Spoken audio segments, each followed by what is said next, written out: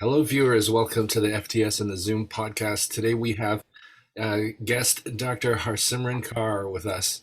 Um, Harsimran, please introduce yourself to the listeners. How did you find your way onto the FTS in the Zoom podcast? Okay, my name is Simran, and I'm a first-year family med resident at South Surrey Fraser. And I've done my observership for 1 year with Dr. Felix, and that happens to be Dr. Lauren's brother, and that's how we met. And recently it was my birthday, and I dropped off some samosas at the clinic, and we decided to watch a movie. And from there, we thought of like doing a podcast as well. And I'm so excited. Thank you. The samosas were delicious, and I hope you had a great birthday week so far. Oh, yes. I think I'll be pampered. It's funny because when you were rotating in the clinic with Dr. Felix, I would see you running around busy, taking care of patients, talking on the phone with patients, and just doing a lot of busy stuff. And I never really got to spend time with you or talk to you very much. But now that you're in residency, I come to follow you on Instagram. What's your Instagram handle in case people want to follow you? It's simran.core13. I'll just confirm because Okay. yeah, I'm pretty active there. Oh, simran.2713. Yeah. Okay, so that's SIMRAN dot 2713. Yes. Yeah. And yeah, so I now that you've graduated from your observership, now you're in residency at University of British Columbia Family Medicine program.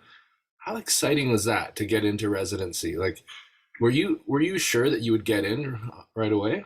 No, I previously I had applied one time, and I was applying for IM plus Family Med, which is Hmm. why I was disappointed one time. So I had that in my mind. Let's not keep our high hopes, even if it doesn't happen, it's okay. So I was prepared for the worst. And Dr. Felix used to tell me like, do your USMLEs as well. And I was doing my USMLEs last year when I was doing my observership as well. But it's nice to just end up somewhere. Not more because of I do not believe in myself. I knew I was gonna get it, right? But it's just because there are lesser spots and there's some luck as well that's involved in when you apply in Canada. So I wasn't doubting myself, but the system. Yeah, because there's so many people competing for quite a few, just a few spots, right? And Mhm. were you one of those who just qualified for like only like less than 5% of spots or something like that? Because you're an IMG, right? You graduated from under like medical training in another country, right? Yeah, I trained in India, and because it's a developing country and English is not our first language, which is why we're just considered like no, no. So Australia, people from Australia, Caribbeans are prioritized because the healthcare system is just like Canadian, right? So that's why the chances were even less than other IMGs or the ones they call it the term CSA, which I do not like or encourage a lot to be What does that like, stand for? What's yeah, CSA? Canadians studying abroad and coming back. Oh, Yeah, there are like oh. subcategories of So IMGs. there's a hierarchy. There's like Canadian Yes, Canadian born, maybe trained in the Caribbean for IMG, and maybe there's Canadian born trained in Australia, and then there's someone Canadian born trained maybe in India, and then there's non-Canadian born trained in India. Like there's a hierarchy, eh? hierarchy. Yeah, so immigrants. Wow. And then immigrants coming from developing countries not having English as their first language. Okay, there's English proficiency puts another level of hierarchy. Wow. Obviously, because even we clear the IELTS, right? Who knows how are we gonna communicate? And it's reasonable to like have that bias, but I think it's disheartening for all the IMGs like who are immigrants and like coming from countries their language is not English. So it's for Mhm. them, it's a bit hard, and I was one of those. So yeah, Mhm. definitely I had in mind that I might not make it. Wow.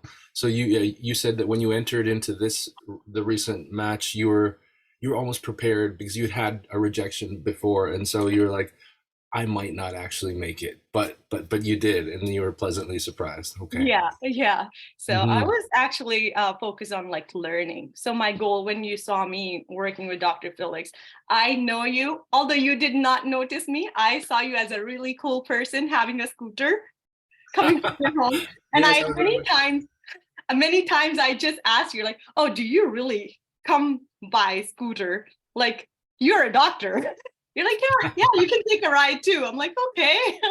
Oh yeah, did oh yeah. Anyways, yeah, Yeah, it's we had that electric conversation. scooters are amazing, right? Because they're pretty low cost and they charge. And yeah, I think I used a mine was a Nine Bot scooter, which is a pretty popular Chinese brand. Nine Bot, you know. Oh, but that makes you a cool doctor too. Trust me. Yeah, it's funny because a lot of people would say that doctors who drive the Ferraris and the BMWs, those are the cool ones. But you're different. You're like, ah, electric scooter, cool doctor. Be your own self, unique one. I do think you're quite unique. It's fun to see you engaging in social media with your co-residents. Tell me about that. Like, why is it that UBC family medicine residents are trying to do things online? What's that about? Is it about advocacy? Is it about just sharing joy? What is that? Yeah, so it was me and David. We were like co-leads in the first year. And although he was a CMG and I was an IMG, my goal was totally different when I said like I wanted to do that role because coming from so much stress as an IMG, didn't know if I would match or no. I was just wanting to explore now. Like it was my time to enjoy, but at the same time keep everyone together like in residency. So my goal was to not have that IMG bias even in the program when we like are there. So I wanted to represent that. And I think I was very much successful. We were always together and I used to get emails saying, oh, would you like to represent IMG community at your site? I am like, I would love to answer any of your questions, but it's not going to be IMG because we are 18 people in a group, and that makes our residency program. That's And that's awesome. how it was always. And So you're doing it really about keeping the camaraderie, the team, the sense of belonging together, kind of resiliency as a connected group. That's kind of yeah, one of the goals. yeah. Yeah. I Hmm. think I just wanted to make sure that we correct all our subconscious bias. I wouldn't say like anyone say those words or do those things Hmm. intentionally. It's just the ongoing subconscious bias in the head. Oh, this is IMG and this is how it should be, they should be treated like. No, Hmm. like we are like 18 people, we should be treated equally. And Hmm. whenever you have a doubt, we'll sit together, we'll discuss them. And that's what we showed in our like UBC page as well. Like we are always up and about, ask us any question and we are here as a team to answer them. Yeah. So it sounds like you're leading a culture that's very transparent, very inclusive. You're trying to be aware of some of those subconscious biases and implicit biases, and Yeah. trying to really create a culture where everybody feels safe and accepted, eh? Well, for sure. I think as a resident, when people say how much power you have, you don't have to like scream or, like be fighting. It's just like showing your presence where you are and just letting everyone know that you are here and you're part of the team and make sure that this is being recognized. And everyone is so nice. It's just like we help each other. The moment Mhm. I say, oh, okay, this is something I think it's off, and we correct ourselves. So it's nice to just be available in the community, I think. Mm. Yeah, a lot of people don't know that sometimes residents, when you're doing your training alongside of attendings and experienced nurses, sometimes you do feel kind of smaller. You feel like maybe you might not get the respect that Mhm. that you've actually know a lot and you've been studying a lot. Do you get that? Do you get kind of like a little suppressed or feel that people have negative biases towards residents sometimes? I think, Definitely, there is hierarchy here too. Like some preceptors, I've had both kinds of preceptor by now, so I can tell you stories about that. So when you actually approach your preceptors and they are thinking something about you, it's important that you ask them what their expectations are. And if they are thinking something like off, or you see it in their behavior, I think it's important, like, what is it that's bugging them? Is it my medical knowledge, or is it something I did and I'm here to fix it? And the moment I say that, everything gets better. So I think as a resident, I don't ever think like, oh, I'm a smaller person. Of course, I'm a learner. I'm here to learn. Why not? I am small and I own it. But at the same time, as a resident, we also have a job. We are being paid for it, so it's important that our preceptor is also happy with our work, right? So when they're stressed, it's more of like my professional side of like, I am not doing the right job, that's why they're stressed. It's not me as a person, like Simran doesn't look nice today. So you take it in stride. You understand that there's an established culture, and you're trying to just represent yourself as well as you can, and that's all you can do. You understand you can't change the entire system. No, Yeah. no, definitely. I think I've had many talks with different preceptors. Am I going to change it overnight if there is any bias? The moment I see it with my preceptors, I just see first, like I kind of analyze, are they open for a discussion? If they are, let's sit down and talk. Like, this is something off and we can do better. Like, I can improve as well. Or maybe this is something that's off for me as well. So let's fix Mm. that. And if the person is not ready to like take the feedback or is not receptive, it's not time to fight back or like, ruin your relationship. You're just a learner. You're there to learn, take your learning. And then the moment you graduate, it's time for you to shine. Yes, and then you can lead your own culture. You can be the leader of a team and do your own. I Yeah, want you be they say like you be the change you want to see in the world, to. right? That Yeah. reminds me of somebody else who's from India. Yeah. Yeah, wasn't it Gandhi, Mahatma Gandhi, who said that? Who said, "Be the change you want to see in the world." Yeah, yeah. So I want to recognize you and recognize all the IMGs who've worked so hard to come to Canada to serve Canadians. Um, it has it been quite a few years that you've been in Canada to try to do this, to get into the medical role, to be a physician? Well, I want to be really honest that it doesn't happen right away. For me to find the right person to learn from was hard.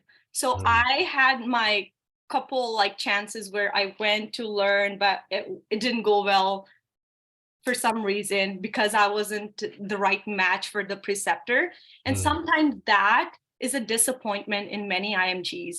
And mm, that's when I like whosoever, I don't know how many like IMGs have reached out, like maybe 10 or 15.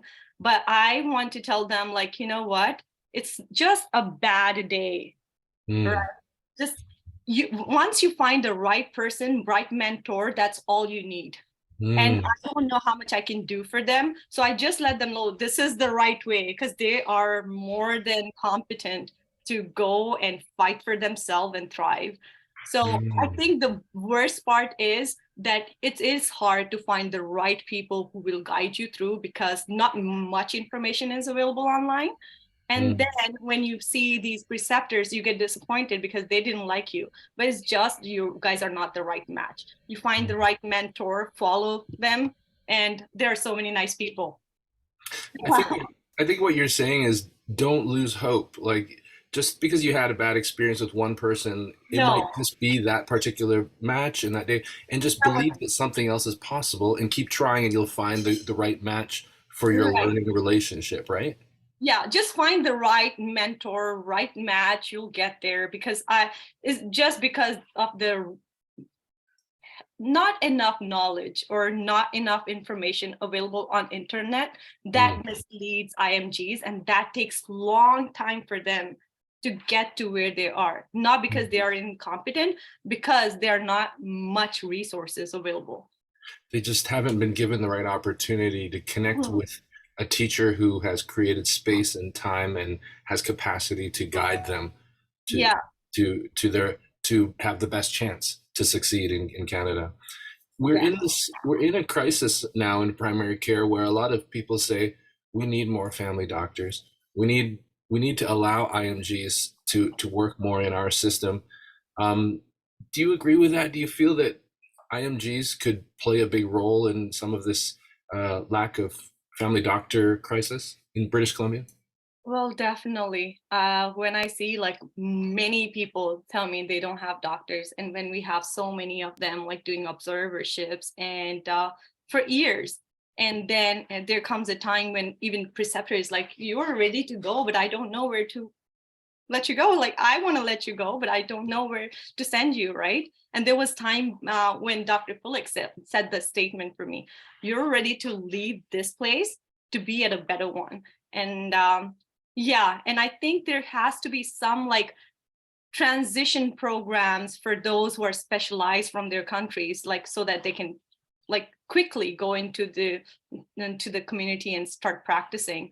But honestly, as a resident, I am not sure how many things are being done, but I'm very happy with how family physicians are being paid these days, though. Very happy with that. At least we are being recognized in the community, right? Yeah. You have do you have about another what 12 14 months before you graduate residency, is that right? So now it's February, so I'll be graduating next year in June 2024. Okay, so yeah, it's a little bit more than a year. Um, are you looking forward? Have you heard a little bit about the longitudinal family practice compensation plan that rolled out just last month in February of 2023? Yes, I'm Yeah. following that. You have Yeah. been following. Yeah, it's quite exciting. I just started on it a couple weeks ago, and it allows me to bill for all the indirect care that I'm doing for patients, meaning spending time with them on the phone for, really answering their questions or reviewing more in depth a lot of their medical history, looking at their lab reports. So that's that getting actually paid for that, which is stuff I did volunteer work for like 12 years, 12, 15 years. I was just volunteering to do that. Now I actually get paid at $130 an hour. Mhm. $130 an hour for a professional who studied for as long as I have is not that great, but it's so much better than zero. It's so Yeah. much better than zero. And I've been really excited about that. So I'm excited about it. So I'm glad you are too. Hmm. Yeah, so I think when I started doing, because I was debating between the two, like IM or family med, I because am internal medicine. Yeah, that's what yes, you said. internal medicine, sorry. So the reason why I was debating between the two, because there wasn't enough time for family physicians to see their patients. I, as an observer with Dr. Felix, I used to tell him, like, I do not see you being compensated for this, like, care I just provided in like 45 minutes. And in Mhm. no way I see you like being a superman and doing it quicker. He says, I never do it quick. Like, but how do you settle for this amount of money? Like, just being paid for like one clinical condition when there were many, those were dealt with in that visit, right? And I am a person, I don't let go of things. I want to make sure that I see this person, I make sure the plan is in place before this person leaves my office. And I was thinking, like, internal medicine is going to provide me with that opportunity where the person comes to me, is under my care, and I'm going to provide all the care, and this person goes in the community healthy, fine, no problems. And but here, although family doctors are very much capable of doing that, but then they don't have enough time, and then they involve like other allied healthcare professionals, and then they're saying, oh wow, family doctors are not competent enough to deal with this problem. No, sir. It's about they're not being paid enough. Yeah, you're speaking about the fee for service system where sometimes the gross pay for one visit would be $35 per se. And $35 and sometimes the complexity of the patients that we have now, because they're quite a bit older, they have multiple chronic diseases. Like you said, sometimes a really good visit takes 45 minutes. And Mhm. if we want the patient to actually understand what's going on, of Yeah, course, we could just prescribe in 5 minutes and say, good luck, see you next month. yeah, But I watched you work quite a few times. You're really about patient experience. You're really about patient understanding. You really wanted to make sure that patients understood their diagnosis and their treatment plans. And that takes time. That good, important work that has high value to the patient, it takes time. And you're right, $34 is not enough for all of that and to cover all the overhead and the MOA work, MOA salaries, the yeah, maintenance of the building, all that kind of stuff, equipment, medical equipment stuff. You're mhm. so right about that. But Yeah. internal medicine, yeah, internal medicine is respected for its ability to manage complexity. But the Yeah, complexity is everywhere. Every patient that is chronically ill has complexity now. Yeah. yeah. Like the moment I used to see those $35, I used to hate that. Yeah, you would assist because Felix had you assist with the whole entire workflow, Yeah. including the billing side. So you would learn about it, and you're like, "Oh my gosh, this is not fair." I used to tell him like, "Are you happy?" He's like, "We're okay." Not happy. Yeah, Happy. yeah. So this new plan, it's not locked in anywhere. This February, it's called the Longitudinal Family Practice Mhm, Plan (LFP). It wasn't part of any of the major like physician master agreement negotiations. So it's kind of like on the side. It's like something that the ministry and Dr. Zabisi felt we can do this because we can get this new plan rolling because we just have to do it to mhm, help doctors to feel better about their work, to keep them in practice. We can't afford to allow people to keep closing practice and go doing consulting business outside of the clinical work. We need to keep the human resources in. So they created this plan. So none of us really know how this plan will evolve or how long it will stay around. Um, Everybody's telling us in the leadership and doctors at BC and BC Family Doctors that it's going to be around as long as they can keep it going.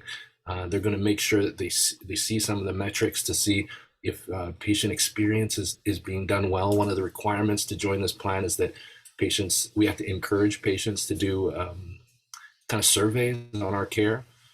So I hope that something like this stays around because I would hate to go back to volunteer work like I did before. It wasn't sustainable. Like you said, not very happy about having to do really complex care for 35 bucks. You know?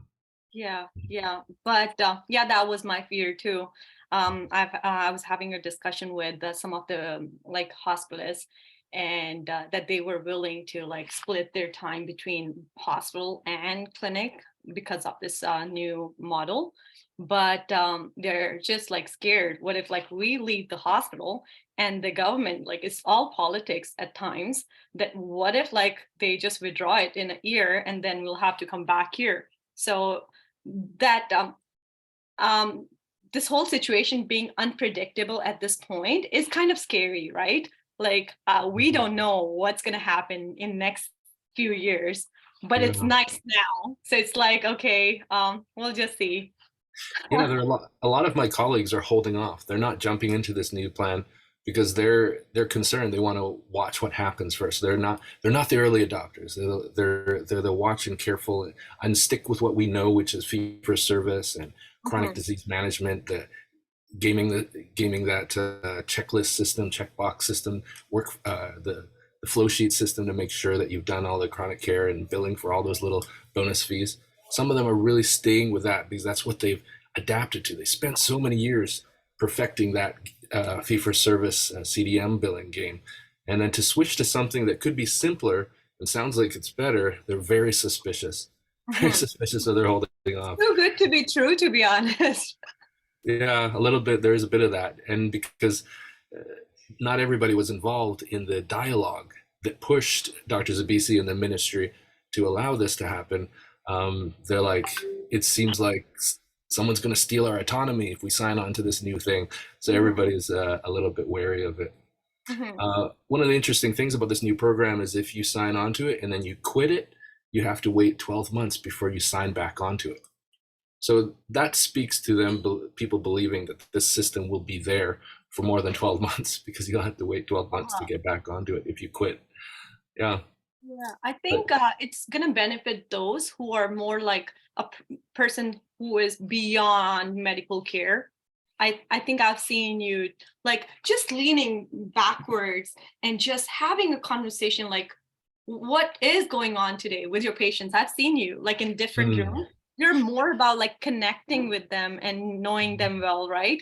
And for people like even me, that's something I would want in my practice too, like lesser number, but I would love to do like even the complexity, right? That's what I've learned with Dr. Felix too. mm. But I am a more of a person who's gonna connect, and that's why even some preceptor were like, okay, I might burn out the way I try to connect with my people. But I think for us, at least we'll be paid enough. Okay, I'm okay with burning out emotionally, but if paid enough, I'll be good. No, never trade your emotional wellness for money. Please never do that, even though all of us seem to accidentally do it. Yeah. A big part of me trying to connect with patients is trying to understand their why.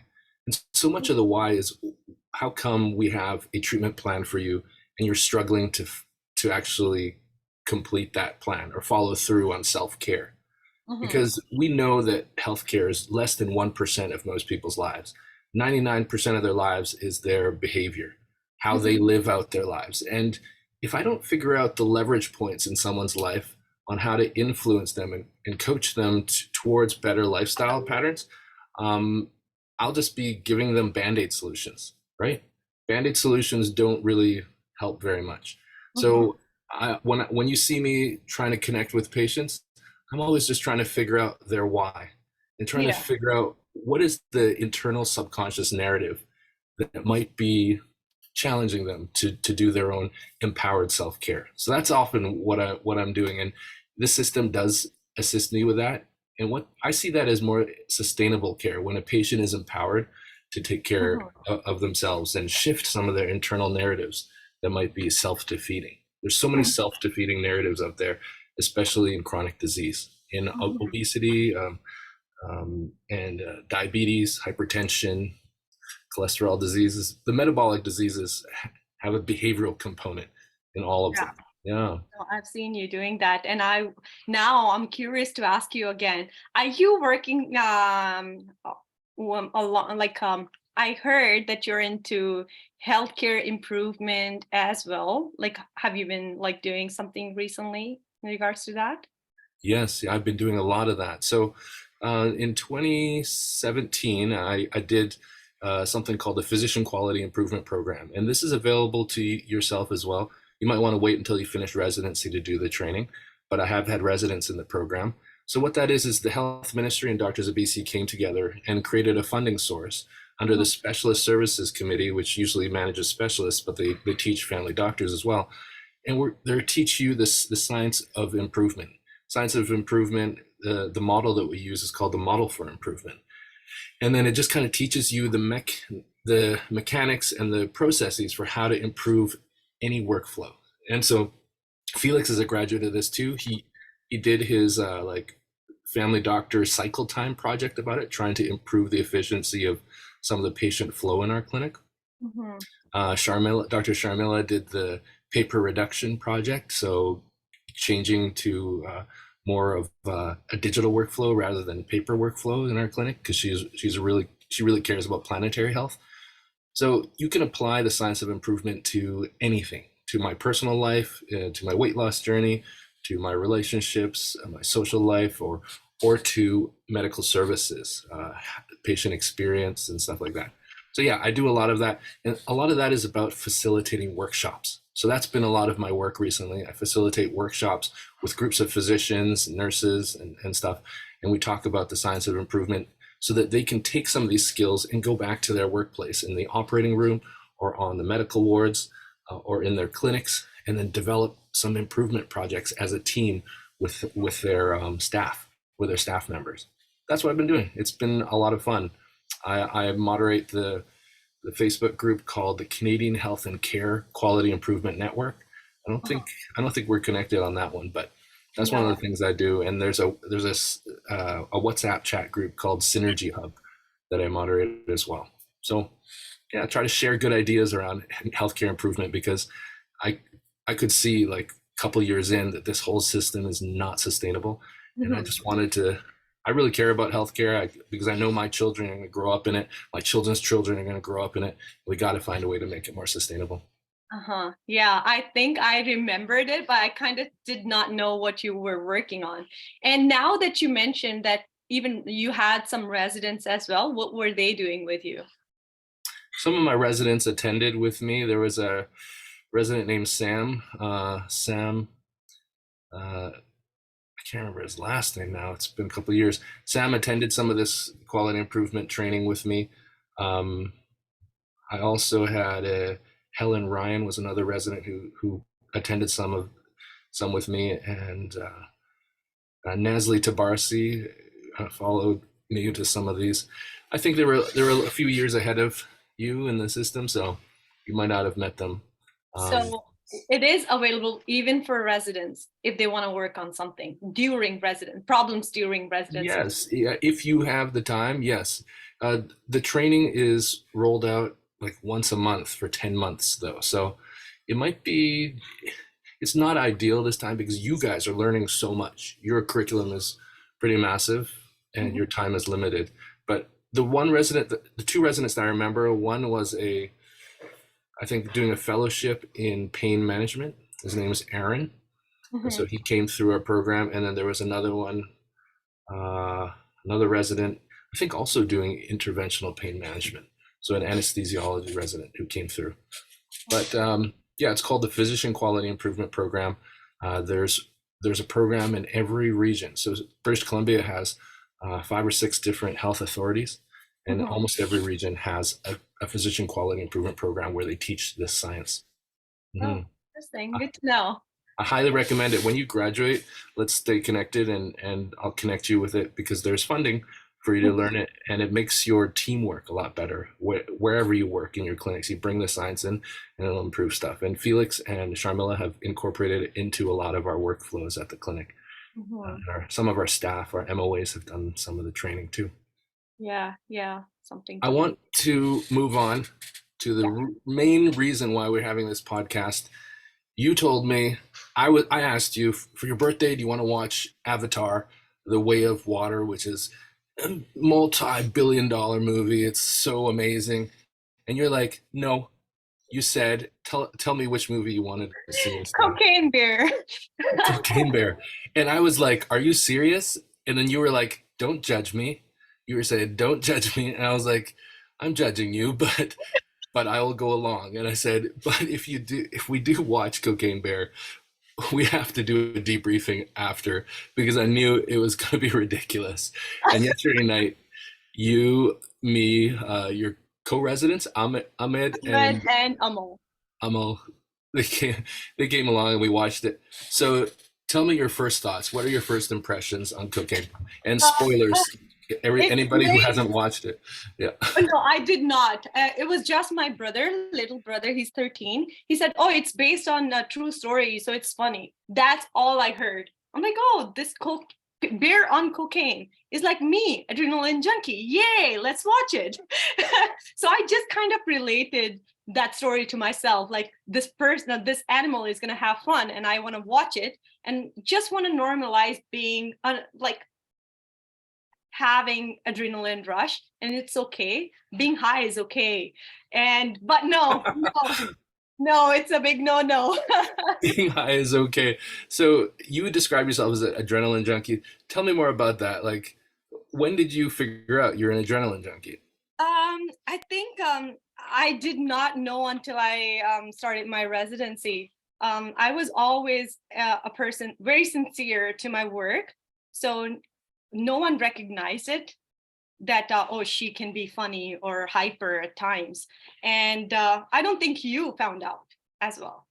But yeah, so when I was in residency and I would have those crazy ideas and always like up and about talking, And it was me just, I think I was excited about residency and I just wanted to make the best out of this time. So I was always about like having new ideas, and I was never fearing like sharing them with my program directors and my friends and my preceptors.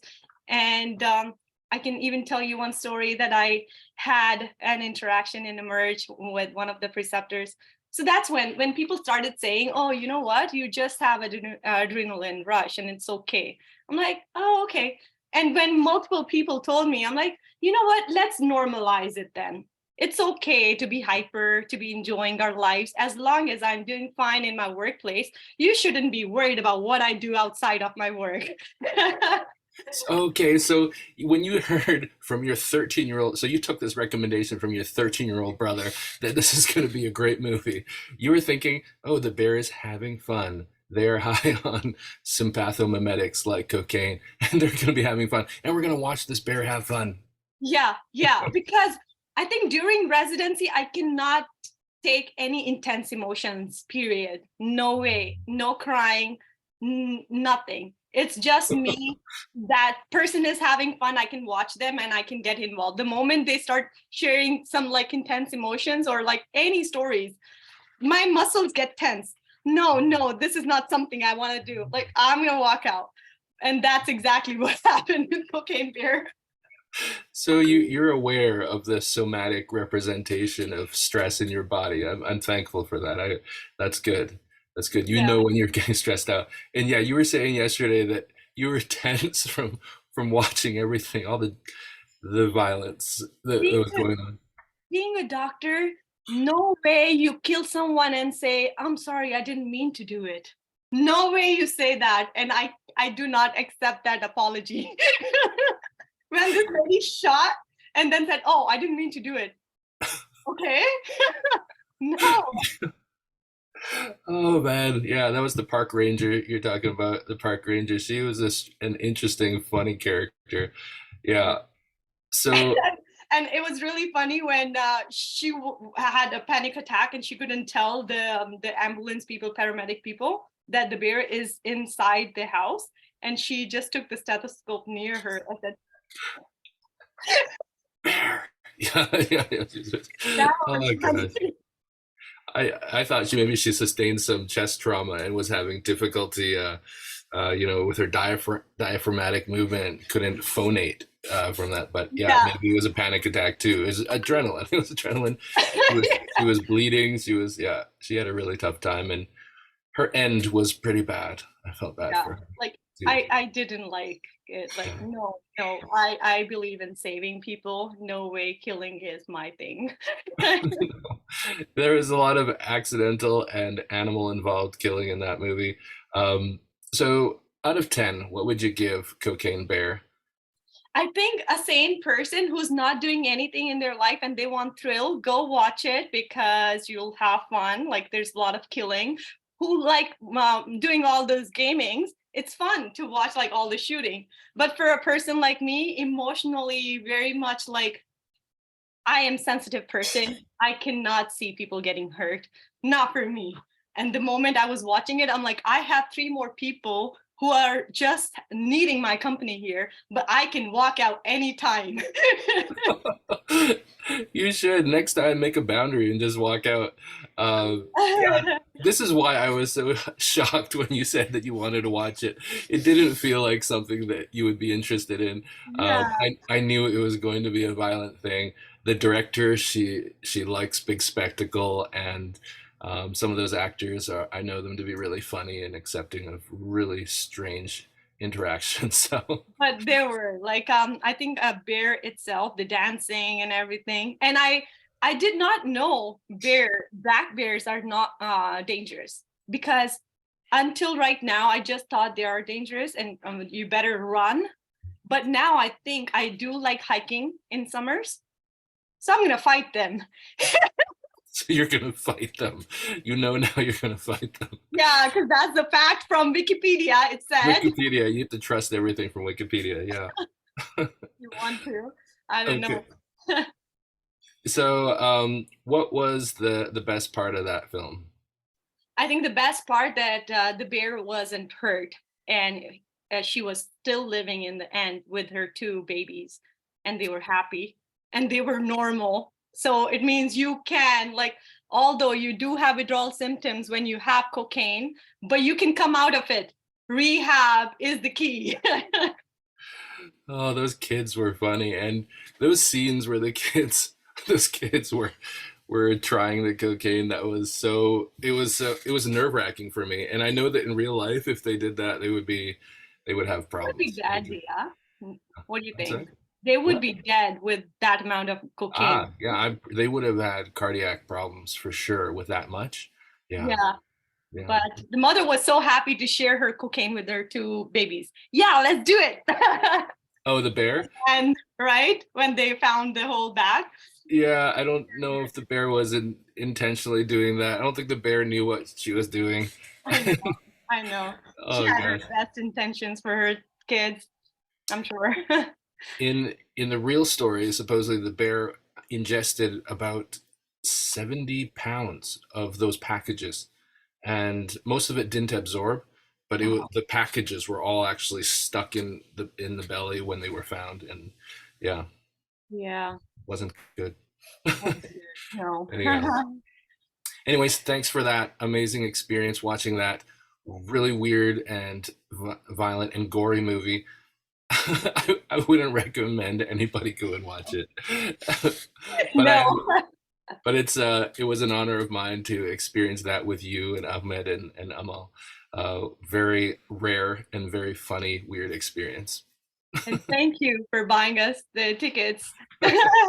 Yeah, you can always say that I paid for your traumatization in that movie. Yeah. No. Thank you so Any, much, Dr. Lawrence. Yeah, it was any so much fun. anything you want to share with the viewers before we sign off today? No, I think it's all about if any residents or like aspiring residents, right? They're watching it, just feel free to reach out to people like us, and we're happy to answer any of your questions, and we know you're more than competent and you'll make it. It's just the right time, so you'll find it. And so you just asked a lot of people to reach out to you, and you're a very busy person. So please, No, UBC SSF site. I'll just give that because okay. um, whenever they have questions about our site, we just let them just text us there, and then we can answer their questions, because it's not one person. And you're right, although I have been trying to answer questions, but it's not realistic to, like, answer everyone's question as they come. But I just want to tell them, like, I believe in them. I believe in them just like I Mhm. believed in myself. So this is ubcfamilymed.ssf. So What yeah. does SSF stand for? uh, South south Surrey? South Surrey Fraser, Surrey Okay. Memorial. It does include Langley Memorial, Peace Arch, as well as Delta Hospital. So Okay. our program, we rotate at these 4 sites. And if anyone of like anyone is interested in this site, they can let us know. And always, if it's like related, I have had questions from IMGs through this like page, and I'm happy to answer those. And there are many more people in the program that can answer as well. So we are a big team of like 6 people this year, 7 people next year coming in, and Oh we're wow. excited. And I think the page you mentioned is the Instagram page. Is that what you just showed me? It's Okay. Instagram, and it's for like residents are running this page for Okay. program, and they can always reach out to us and answer questions, like ask questions. So the handle on Instagram is the @ ubcfamilymed.ssf. Uh, FamilyMed.ssf. There's no UBC. It's just @familymed.ssf. Can You you gotta see? hold it and let your camera adjust to it, or maybe I'll share it. I'll So look it up yeah, on my yeah. browser and I'll share it. Instagram. So follow us there, because we're always so active. It's fun to watch. It's fun to watch your content. Yeah, and I think I am a big fan of our page. FamilyMed.SSF. Yeah, UBC Family Med. Oh, UBC Family Med. Okay. Ah, there it is. It's like a green background, yeah? Yeah, yeah. Yeah, I'm gonna share it on screen right now. There it is. Yes. UBCFamilyMed.SSF. So people who are considering your program, they can go there and write messages, and then somebody will answer it. Yeah, even CMG, IMG, whatever you have, like just shoot us a message and we'll get back to you. Yeah. Well, that's fun. I see Maria there. Oh, how Ah, fun. Hmm. Okay. Um, I gotta go. There's a basketball championship for the provincial high school competition in Langley, so I'm gonna run off to that. I want to thank you for your time. Have a great weekend and all the best to your residency experiences, and I'm sure I'll see you around. thank you. Bye, Bye. Simran. Bye.